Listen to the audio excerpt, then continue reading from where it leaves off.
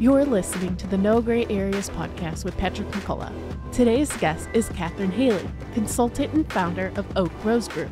Katherine helps us answer an important question: why should we care? Let's dive in. Katherine, welcome to the No Gray Areas podcast. We met for the first time a couple of months ago, and as you know, I shared this with you. I started meeting with people 6, 7, 8 months ago, and I kept hearing, you got to meet with Katherine. You got to meet with Katherine. You got to meet with Katherine. And we met, and I see why people said that. It was such a great meeting. Thank you. For the audience to get to know you, what are you doing right now? You have a consulting company, correct? I do. Gosh, and first of all, thank you so much for this honor. It's a real pleasure just to be a part of the No Gray Areas. The topics you guys have covered are incredible. Yeah, thank you. So I moved home a year ago. I'm born and raised in Arizona, and I started a strategy consulting company called Oak Rose Group. And our mission is to promote the policies, ideas, and organizations that lead to human flourishing. So we work specifically in the education and workforce and upward mobility spaces. Yeah. We support philanthropists in their charitable giving. We work with nonprofits that are trying to launch new initiatives in these particular spaces. And we also work in the policy realm so that individuals, whether it's in education, workforce training, or other spaces, that the policy conditions allow for those things to thrive. So it's been a wild year. Yeah. When did you start that? Officially launched it March 2021 and relaunched in September with 4 business partners. We have a senior and a junior associate that are part of our team. And we're always looking to bring on new talent, formally or informally, as we get to serve our clients across the country. Well, and you talked about you deal with policy, but if we back up a little further, there's a reason you deal with that, right? So exactly. Before you came here, you were in D.C. area? Yes, I had the honor to live in D.C. for over 20 years. At the very beginning, I did research. I thought I was called to be a doctor. That didn't happen. But I found myself in Capitol Hill, where I worked for 13 years, serving various members of Congress in the House and Senate. The vast majority of my time is in the House. And I worked on social policy, initially on healthcare, eventually focusing on anti-poverty, education, workforce, other initiatives around religious freedom and such. And the last 7 were working for Speaker Boehner, 2 years in the minority and 5 in the majority. So built coalitions, worked on education initiatives, labor and employment and other things. And it was an extraordinary season of my life. Yeah. And then thought, what am I going to do? What comes next? And got to work for a great organization called the Philanthropy Roundtable. And we had the opportunity to serve philanthropists in their charitable giving, of investing in communities and civil society, and really bringing to life the policy that I had worked on, sort of breaking down those barriers so kids in lots of different environments all across the country had opportunities to go to great schools. And then I came home. Yeah. So wow. It's been a wild home. couple. Thanks. Welcome home. Thanks. And this is your adoptive home. Yeah. I'm originally from Montana, but we've been here for 16, 17 years. So this feels like home almost now. like a native. Yeah, this is, we call ourselves, well, we don't. But I'm a Phoenician now. I know that because I was just in Washington last week, Washington State. Yeah. And I was freezing. It got down to like 50 degrees, and I felt like we should have Christmas music on and start decorating for Christmas. Just on that same note, a year ago, it was the second or third week I'd been home. The week it was a high of 50 every day. It was gray. It kind of rained. And I was shivering the entire week. Yes. And I thought to myself, can I put on a winter coat? And I didn't, but I did wear multiple layers. Yeah. And I think I may have gone out wearing gloves. Yeah. So anyway, yes. Yeah, when it gets down. You get it, totally. Well, and my wife is that way. When it gets down to like 65 degrees, she always has her little gloves on if we're going out for a walk. And anybody visiting from out of state thinks that's hilarious. But I think there's something about the blood thinning or whatever happens. I think it does. I just didn't think it would have to happen to me in 3 weeks, but it did. Yeah. Well, Katherine, one of the interesting things when you hear your background, your story, there's a theme through all of it, isn't there? And you actually use the word about human flourishing. And that seems to be a theme. Why is that something you've spent almost your entire life in some different capacity working with? Great question. my faith is really important to me. I have a personal relationship with Christ that starts a long time ago. And I think really deep down, it was rooted in the sense of like we as image bearers of Christ, we have inherent dignity and worth. And so in my initial calling of me being a doctor is when I wanted to care for patients, it was like, you have inherent dignity and worth. And therefore, using the gifts that I have, I want to care for you and bring you into wholeness and health and well-being. But I didn't get to do that. Instead, I got to work on policy and was able to work on issues spanning not only our country, but impacting individuals around the world. And again, it's sort of rooted in this, like, why should we care? We should care because you're a human being and you have inherent worth. And so therefore, the policies that we create or the mobilization of philanthropy, that if we have that opportunity, should be about breaking down those barriers so that you can be who you were created to be. Obviously, not everybody has a shared faith that I do, but that shouldn't be a hindrance to me. Like, I should do everything that in my power so that you can really thrive. It's been a journey that I haven't necessarily predicted for myself, but it's a journey that I've sort of held with open hands and like, okay, what's next? And how can I use the relationships and the connections and the resources that I have so that individuals can be who they were created to be? Don't you think you just made a statement that I think is, the older we get and the more we've traveled this journey of life, we see where you said, I wouldn't have predicted this journey for myself. Oh my gosh. I think most of us as human beings, after we live into our third, fourth decades, of life, and I think most of us are saying that. We're like, I didn't really see this where I was going to be landing or going, but man, it's a great journey.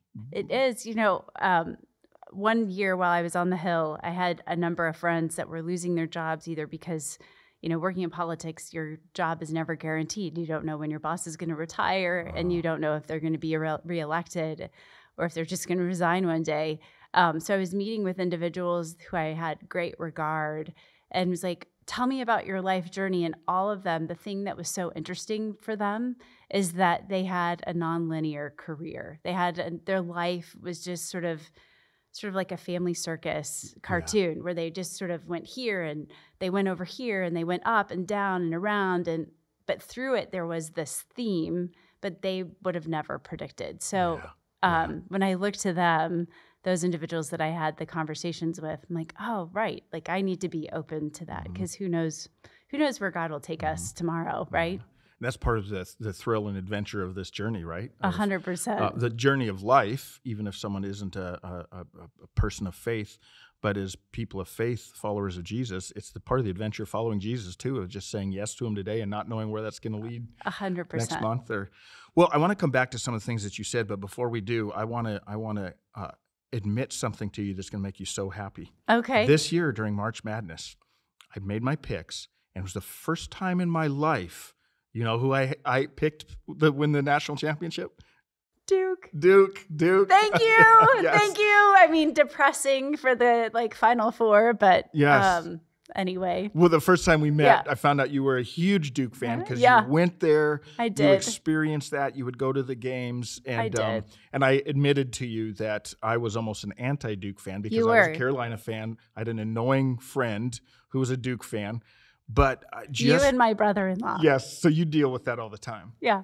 But this year, I'm going, how can I not that is cheer incredible. for Krzyzewski? He's such a, that took a moment of grace. I feel like in your wisdom, you're like, oh, yeah, maybe. And then your team kind of won anyway. They beat Duke in a Final Four. Yes. They did not beat Kansas in the finals, obviously. But I couldn't wait to admit that to you. I almost sent you an email telling you that, and I'm like, I got to wait till she's on the podcast. The joy is it's relished right now. Thank you. For anybody listening who's not watching, you have a huge smile on your face right now, totally. knowing that an anti-Duke fan picked Duke to win it all this Thank year. you for your compassion. Wouldn't that have been an amazing story, though? It would have been. It would have been so incredible. I mean, if there's a guy that deserved that, it would be Krzyzewski, and he just... I agree. Yeah. I think there are probably naysayers, and if this was like live, we'd get lots of hate emojis right now and boos. But I mean, he is an extraordinary coach and believes so much in his players. Yeah. And his last home game, which unfortunately they did not win, but to see I think it was in the hundreds of players Former sitting, players, and just we're part of this family, and he and his wife care so deeply. Well, and thank watch you. Them walk off the court holding hands. Oh my gosh, it's just like it was really sweet. Yeah. They did the little video before, as the Final Four, or as the tournament was starting, and honoring him. And I was sitting on the couch with tissues, wiping my eyes, and I've cheered against him my whole life. So, all right. Okay. So the first time we met, I had my notebook open, and you were saying some phrases that were so good. I was jotting them down, and I knew I needed to get you on the podcast at some point, and just have you speak into some of those things that you mentioned in our first interview. So, what I want to do is just name one of those things or one of those phrases and have you speak into it. You already mentioned a few of them, but I want to go back to that and touch on that a little bit. Yeah. You talked about image bearers, that we're image bearers. Unpack that a little bit. You shared a little bit, but let's go back to that. Yeah. So, I mean, again, so much of who I am is informed by my relationship with Christ. So if you go back to the very beginning, God fashions Adam, and then he fashions Eve out of his rib. And so there's this sense of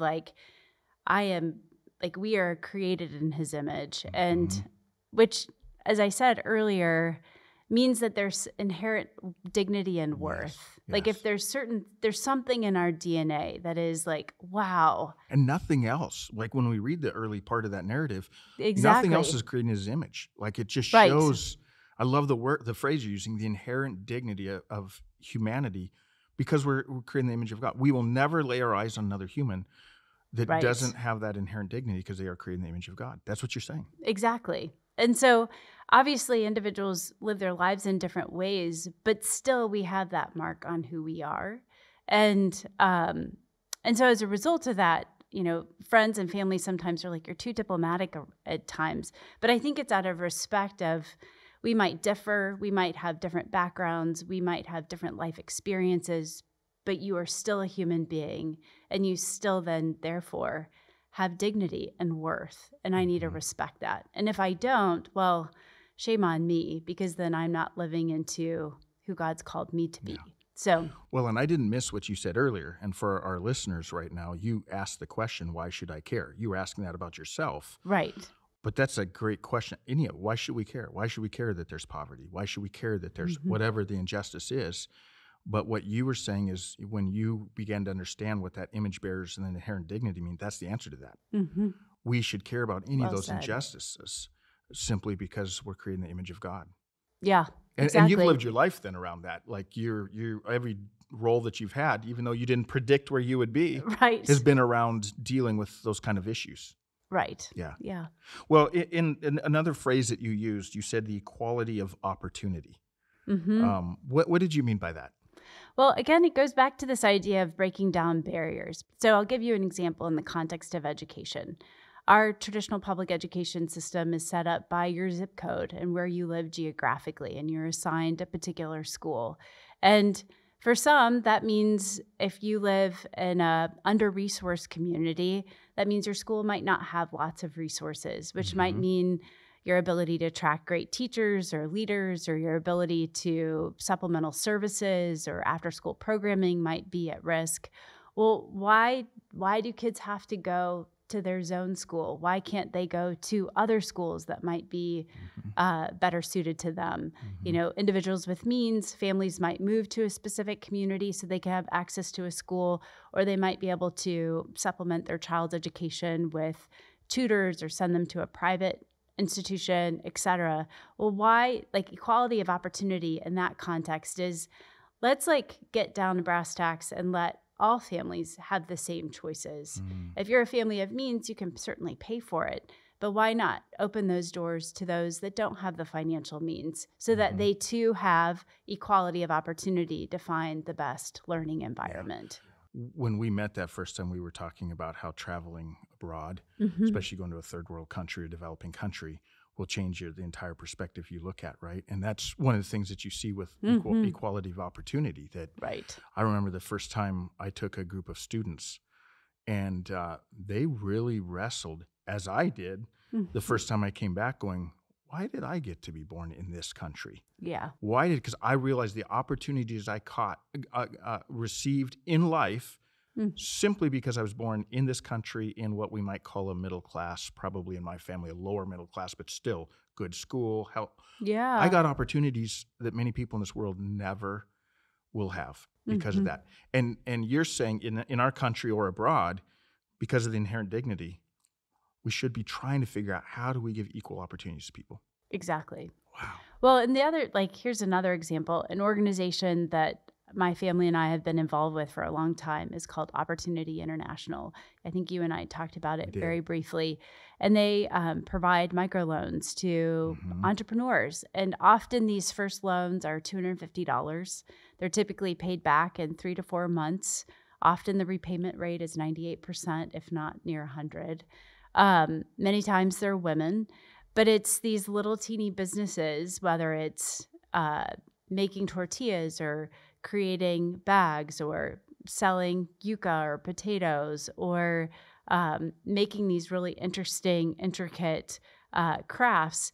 Like by getting a loan, these individuals are able to buy more of the supply, create the product, sell the product, and then they are then able to invest it back into their community. Well, wow. Oftentimes those entrepreneurs through these loans, opens this incredible door for the next generation and those that come behind. And so anyway, this idea of equality of opportunity is just about, we can't always guarantee the outcomes of individuals' choices and their life experience. But if you can break down those barriers so that individuals, regardless of their background, can access those things, my gosh. Yeah. The world is their oyster. Yeah. Well, and I don't want to miss what you said. I moved right past it, but even the illustration that you gave or the analogy that you gave about right now, if someone's born in a zip code, that's where they have to go to school in a lot of places. And we are giving them a more equal opportunity when they're giving them an opportunity, which could totally transform a family's life. Oh my gosh. And that could have a generational impact, right? Yes. Yeah. Yes. But I love, again, that's where I love that we started with the whole thing about image bearers and inherent dignity, because the reason you fight for equality of opportunity is because we have the inherent dignity. Absolutely. Yeah. Why just me? Why can't you? Yes. Whoever you are, why should it just be for me? Let's break down those barriers so that you have that same opportunity to flourish. Yeah. How we get there as far as policy, of course, it's a different, that might be in the nuance and sort of the nitty gritty. But I do want to break those barriers down so that individuals can flourish. Another phrase that you used was economies of scale. Uh-huh. Yeah. Explain that. Oh my goodness. People are seeing right now why when I met you the first time, I'm writing stuff down. Oh my gosh. That's so good. Economies of scale. I'm probably going to give not the best definition, but I think it's this idea of oftentimes we have really great proof points so I think about, again, I'll go back to education because it's a space that I work in a lot. In 1991, Wisconsin was the first state that passed school choice policy. And it meant that kids in Milwaukee were able to get a voucher and they could go to a private school. At the time, the public schools in Milwaukee were failing, particularly kids of color, in a pretty extraordinary way. And so the local state legislator, her first name is Polly and her last name is escaping me, but she's a Black woman, and she advocated for more options for the kids in her community. So, you have this school choice program where kids of predominantly Black students were able to go to private school options. It has, in many ways, changed the course of many families in the Milwaukee area. Since then, that policy has expanded, but this idea of economies of scale is that you had this great bright spot in Wisconsin, And a couple years later, you had a state like Arizona that passed the Arizona Tax Credit Scholarship Program, and you had a state like Florida. Well, now you have dozens of states across the country that are breaking down barriers to give more kids more opportunity. Mm-hmm. Same thing in the charter school space. Charter schools are public schools, but they have the autonomy and independence to hire the teachers they want, the length of school day, the curriculum. They're held to a high bar, meaning they have to meet the state standards. They have to meet the charter that have been authorized so they could operate. But initially, there was these lots of little bright spots, and people thought of charter schools as sort of like alternative strange schools. Yeah. But some of the charter schools in the country are the top performing in the country. And what I mean by economies of scale is this idea that you have some proof points, but then you can use philanthropy and policy to really pour almost like gasoline on them. So they have the opportunity to serve so many more individuals. To scale that. So if you have a school that's reaching maybe those that wouldn't have the same equal opportunity, but they can scale it simply by donations, helping, whatever it might be. Policy, philanthropy, 100%. Yeah. So it's idea of like you have these proof points, but then because you have these proof points, you can create the conditions to really hit, to grow exponentially so that more individuals are able to benefit. Okay, so this is totally off the subject for a moment, but I think it's an important question. How do you keep from getting discouraged in working with this for so long? Because even as you're unpacking this, it gets messy. Mm-hmm. You know, it's a pretty simple answer to why should I care? Well, if I'm a person of faith because of their image bearers, inherent dignity, so I should get involved. But you start getting involved in any injustice, and it gets messier and messier, and there's layer after layer. I always say injustices are like an onion. There's layer after layer after layer. So you've been working with this for a while now. Mm-hmm. How do you keep from getting discouraged? I think certainly my faith and time in prayer and sort of pleading and maybe sometimes crying. But then it's also meeting individuals, and you get to know their stories, and then you're sort of rejuvenated. Oh, this is why I get to do what I get to do.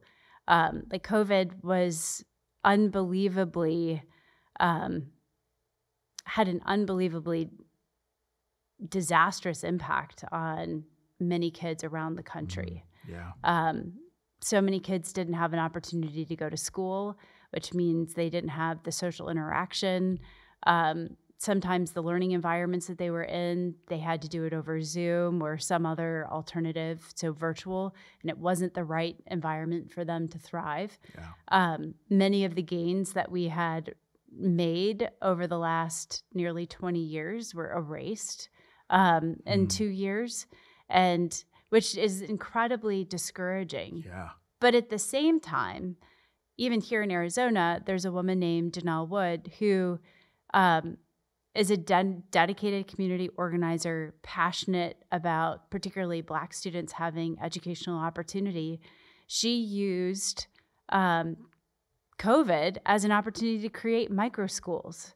So she has mobilized the moms that she knows in Phoenix, and they are now leading these small micro schools. And last week I had an opportunity to be at the Arizona Senate Education Committee and met a mom who is like, my daughter was in not being well served in her local school, but we learned about this and I've seen her come to life. And so I think meeting individuals and then seeing these bright spots, it's like, oh, absolutely. We cannot turn our back. We cannot stop and pivot to something else. Because if we do, well then, oh my gosh, shame on us for the next generation.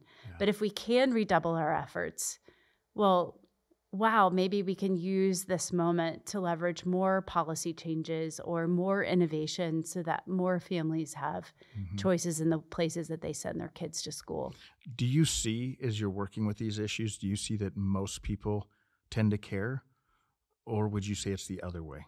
I mean, I think deep down people care, absolutely.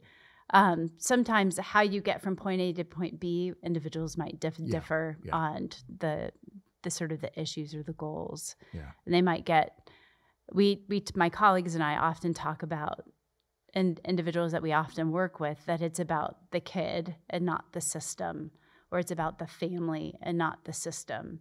And I think sometimes, at least in the policy realm, we get stuck on the system. And I know me personally, sometimes I get clouded by, 20 years of experience focused on a particular topic and like, oh, we can't do this. And it's like, well, why not? Like, why can't we start from scratch and think outside the box? Yeah, like that mother did. Like that mother like that did. mom did, 100%. And sometimes those difficult situations like COVID, they inspire people to come up with new solutions, right? Oh my gosh, yes. Or sometimes like someone's innovation sort of hits the market at the right time and individuals are able to take that and explode. So so I think as far as like any sort of discouragement, I think there are moments of incredible disappointment and you have to sort of assess what role did I play and the disappointment. What do we need to change going forward? And let's look for new opportunities so that kids and families can benefit. Yeah. New opportunities. That's a key word, right? Yeah. Well, here's another one that you said, a phrase that you said when we met months ago. Politics is downstream of culture. Yeah. And you might remember when we met, I was like, wait.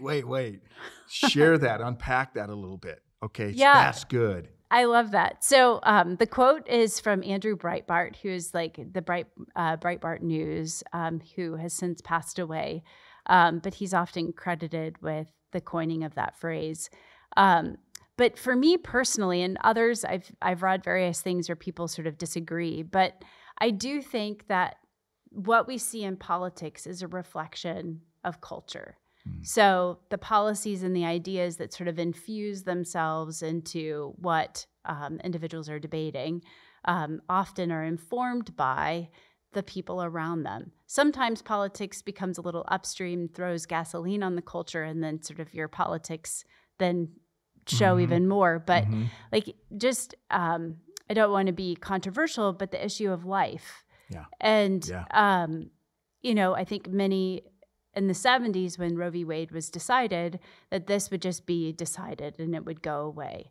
Well, when you look over the last, it's what, how many years? 50, 60 years? Yeah, almost 50 years.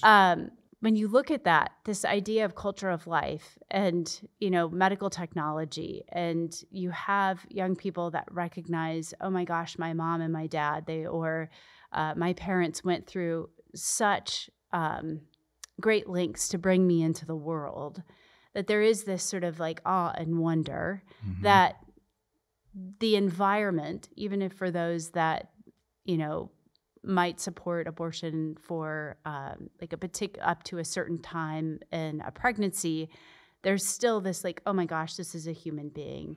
And so as a result, you've begun to see that reflected in the policies and the ideas that are at the state level and certainly at the federal level. One thing that I hope, like given this particular debate, going back to this idea of human flourishing, is that policymakers begin to think about what then does, like, if you care about life, what does it look like at the very beginning through natural death and the policy and the sort of the family environments that come after birth. So, but anyway, I think, the tone and tenor that we see right now, like you see, I think we had talked about it a little bit in my earlier days on Capitol Hill. There was always this respect and decorum, and you didn't attack your fellow member or individuals within the executive branch. You would say, the gentleman from Montana or the gentlewoman from Arizona, but there would be this, we might disagree in substance. I have seldom been called a gentleman, so thank you. You're welcome. You can go home and say, like, I was called a gentleman on a podcast today. Yeah, I appreciate it. But this idea, like, we might disagree on how to get from A to B, but at the end of the day, I respect you. I know that you're doing the good work for the people of Montana, the people of Arizona, and I'm trying to do the same for my constituency.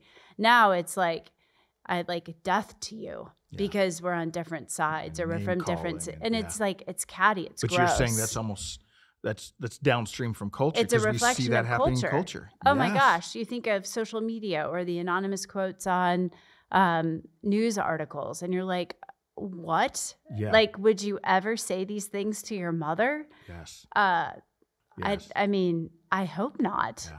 Or your child. It's a very unhealthy place because healthy dialogue.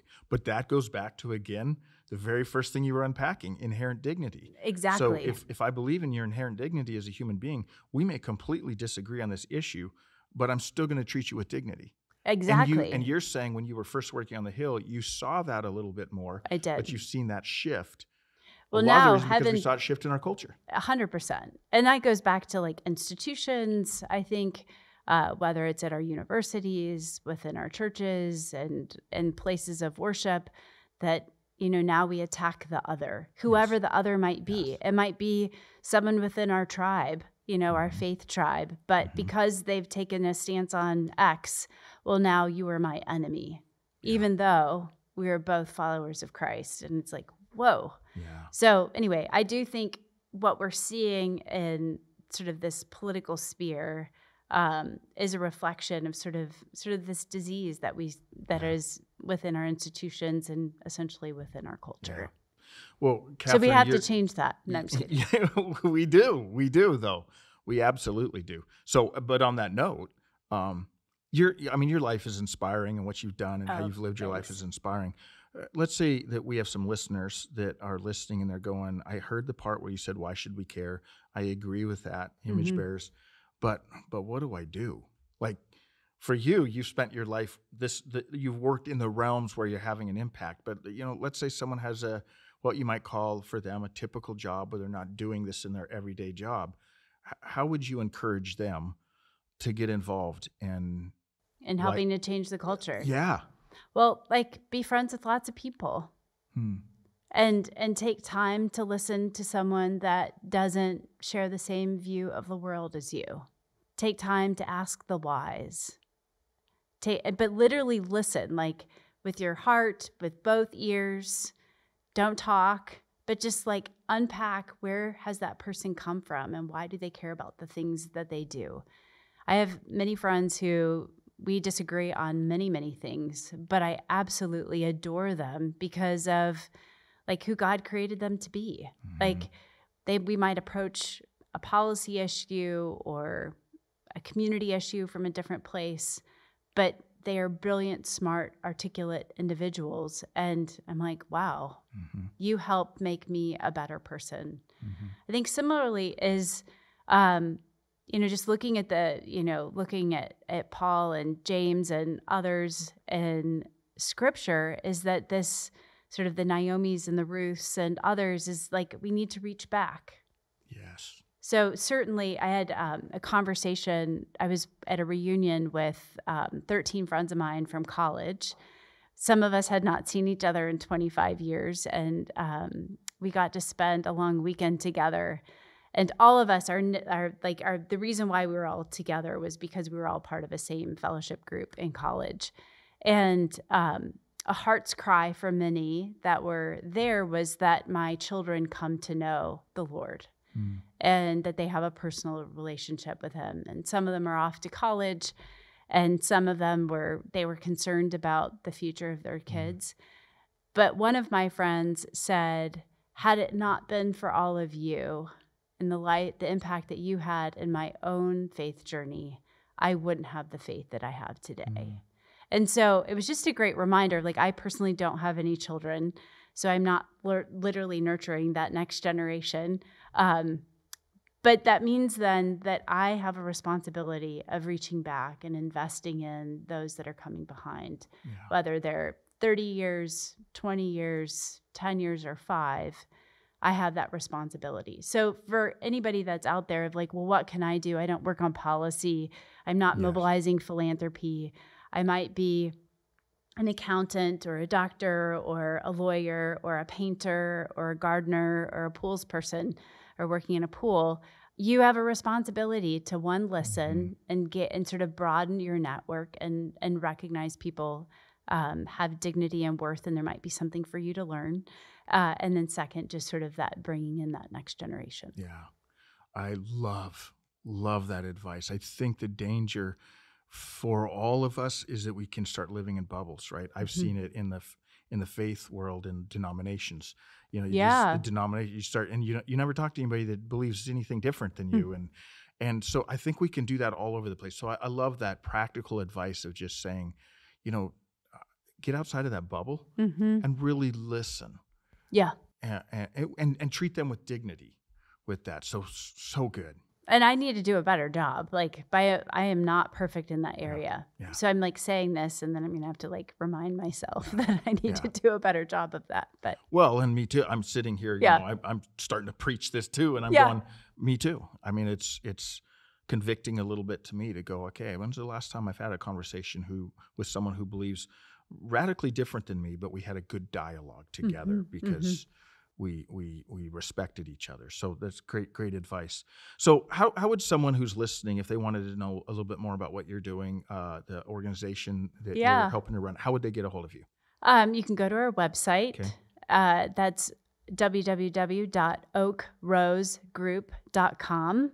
And you can learn about the work that we get to do. You can learn about my fellow colleagues and myself. We have our emails on there. You can just learn about the different things that we do.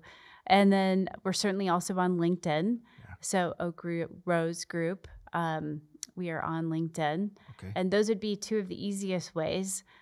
We're on social media, but we don't really use it very much. Yeah. So, but those would be oakrosegroup.com. Yes. Okay, good. All right. Well, this is the fun part. Okay. 2 truths and a lie. So the audience has heard you for about half an hour. They've been inspired by you. They feel like they know you a little better.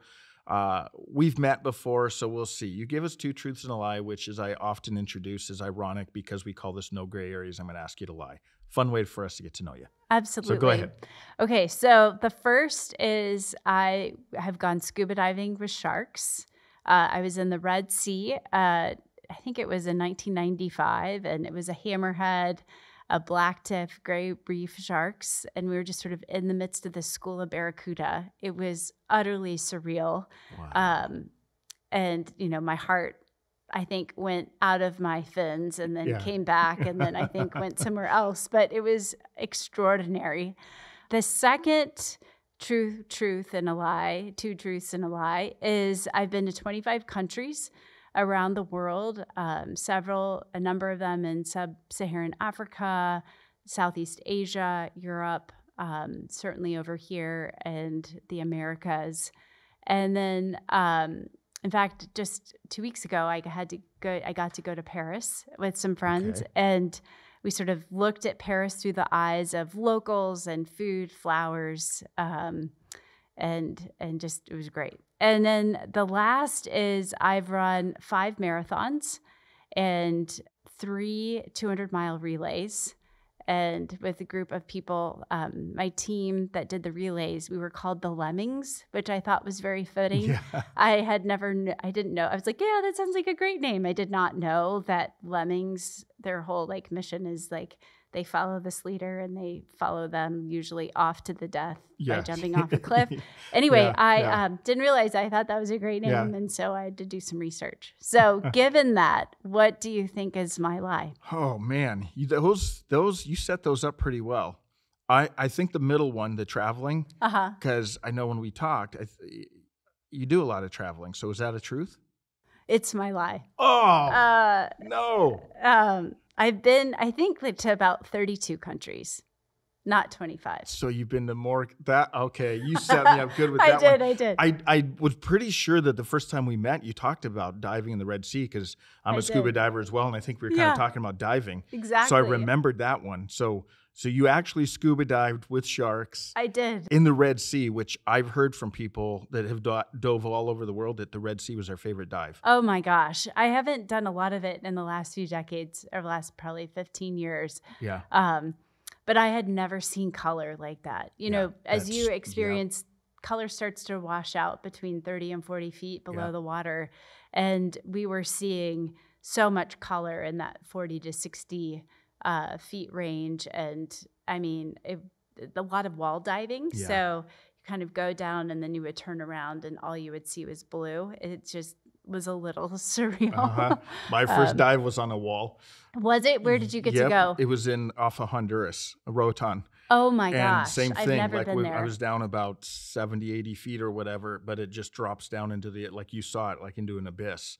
And you turn one way and you see all these colors and the sea fans and the coral and the fish. Gosh. You turn the other way and it's just dark out and there. you're like, wow, what's out you there? feel small. So small. So you also ran a number of marathons as a lemming. Well, I did. I did 5 marathons. So the Chicago Marine Corps 3 times, and then the Miami, and in a rainstorm. I mean, my friend and I, she lived in Erie, Pennsylvania, or she does live in Erie, Pennsylvania. And we're like, oh my gosh, January, Miami, it's going to be extraordinary. That was your rainstorm? It poured. It was like in the high 40s, low 50s. Rain was at 45 degrees, and we slogged through. And then it was sunny the next day, of course. Of course. Well, Katherine, thank you so much. You're Thanks welcome. for joining us. Thanks for what you do. And thank you. I hope people connect with your group and what you're doing and getting involved. And thanks for the challenge, too. I'm going to take you up on that challenge. Make sure and listen well. Absolutely. Well, thank you, Pat. Thank you for all the work that you guys do at Operation Joy Foundation and No Gray Areas, and your ability to reach out to so many individuals and provide them hope, and the work that they get to do and the ways that they impact their communities is really inspiring. So thank you. Thanks for listening to the No Gray Areas podcast. To dive deeper into the story, be sure to subscribe, follow us on social media, and check out nograyAreas.com.